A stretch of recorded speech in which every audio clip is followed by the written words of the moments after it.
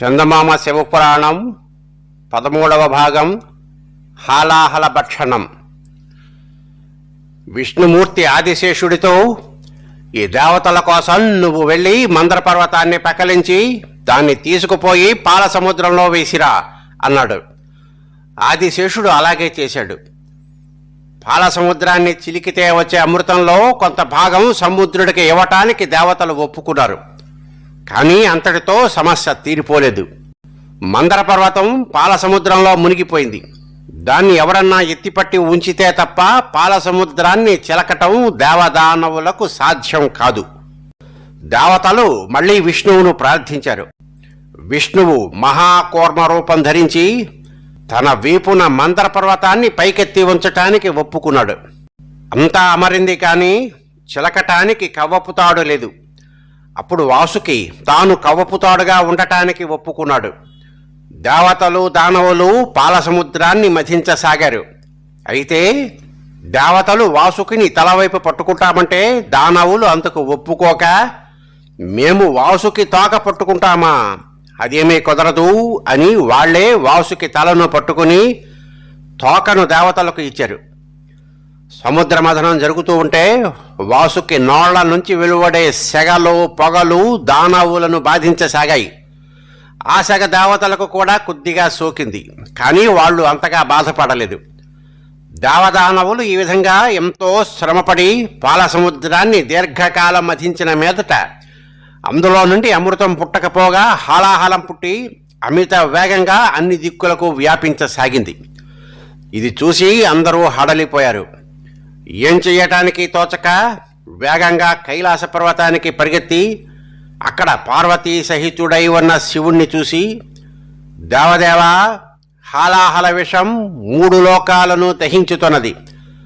దాని నుండి మమ్మల్ని రక్షించు. లోకాలకన్నింటికీ నువ్వే ఈశ్వరుడివి. నీ పరమ జ్యోతిష్యు దేవతలకు, దేవేంద్రుడికి, బ్రహ్మకు, విష్ణువుకు అంతు చిక్కేది కాదు అని స్తోత్రాలు చేశారు. వారి దుస్థితి చూసి శివుడు జాలిపడి పార్వతితో, వీళ్ళు క్షీరసాగరాన్ని వధించటం చేత కాలకోట విషం పుట్టి ప్రజలకు ఎలాంటి విపత్తు సంప్రాప్తమయ్యిందో చూసావా? అందుచేత నేను విషాన్ని మింగేస్తాను అన్నాడు. అందుకు పార్వతి ఒప్పుకున్నది. అప్పుడు శివుడు లోకాలన్నింటికి వ్యాపించే హాలాహల విషమంతా పోగు చేసి తన అరచేతిలోకి తీసుకుని నోట్లో వేసుకుని లోపలకు మింగకుండా కంఠంలో ఉంచాడు. మహేశ్వరుడి పైన కూడా ఆ విషయం తన ప్రభావాన్ని కొద్దిగా చూపకుండా ఊరుకోలేదు. ఆయన కంఠం కమిలిపోయింది. అది మొదలు శివుడికి నీలకంఠుడు అని పేరు వచ్చింది. శివుడు కాలకోటాన్ని తొలగించిన మీదట దేవదానవులు తిరిగి పాల సముద్రాన్ని మథించసాగారు. అప్పుడు అందులో నుండి కామధేనువు పుట్టింది.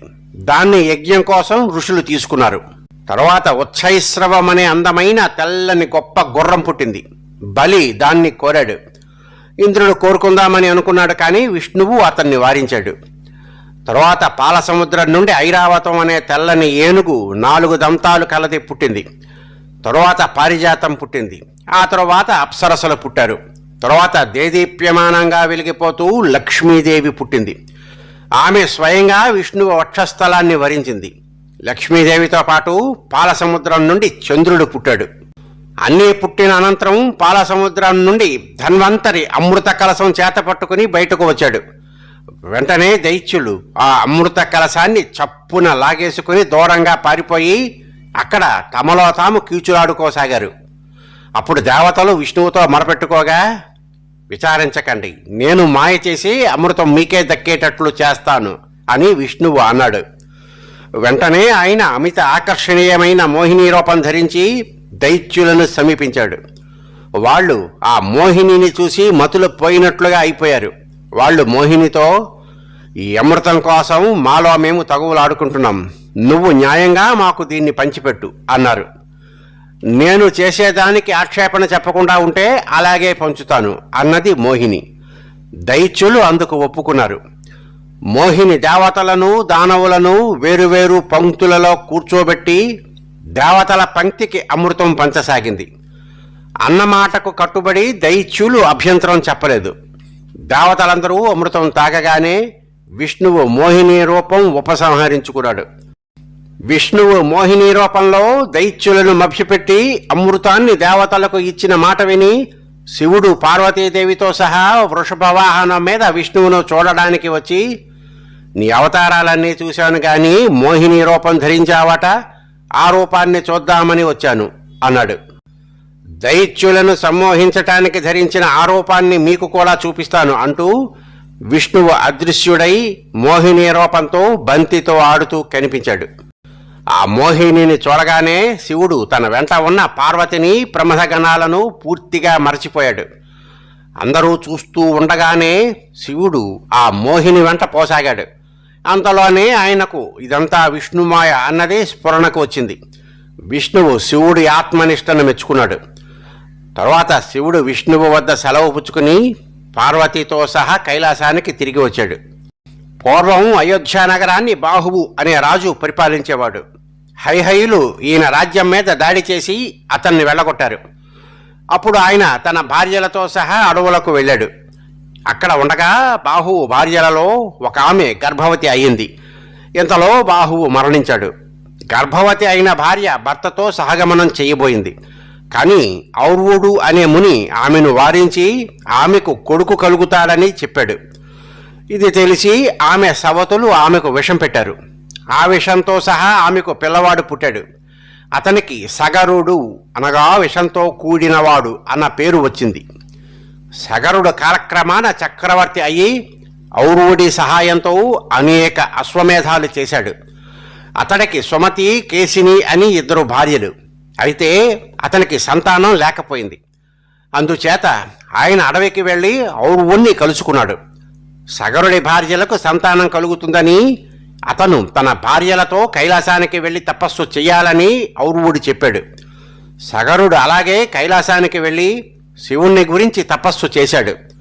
శివుడు సగరుడికి సంతానం కలిగేటట్లు వరమిచ్చాడు.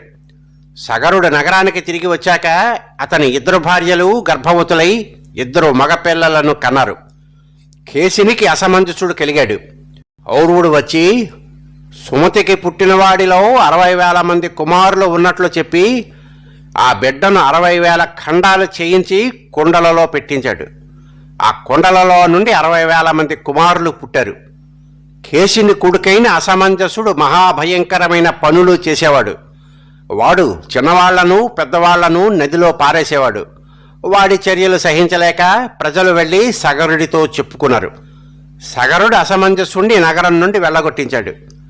తరువాత సగరుడు మళ్ళీ అశ్వమేధ యాగం చెయ్యడానికి నిశ్చయించి యాగాశ్వాన్ని వదిలి ఆ అశ్వం వెంట తన 60,000 మంది కొడుకులను పంపాడు.